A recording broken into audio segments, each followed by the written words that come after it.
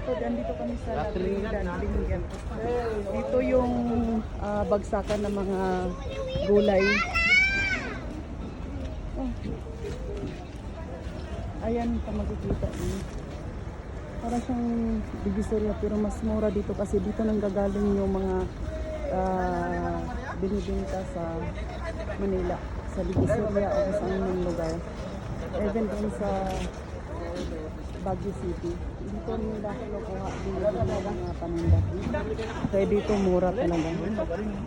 So dito per minimum of 10 kilos ang dapat mong bilhin. Kasi pag hindi sila nagbibigay ng tingi-tingi. Pero meron doon sa dulo.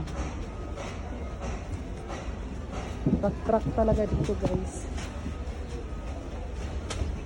Magkano kaya sa ano? Magkano sa patatas?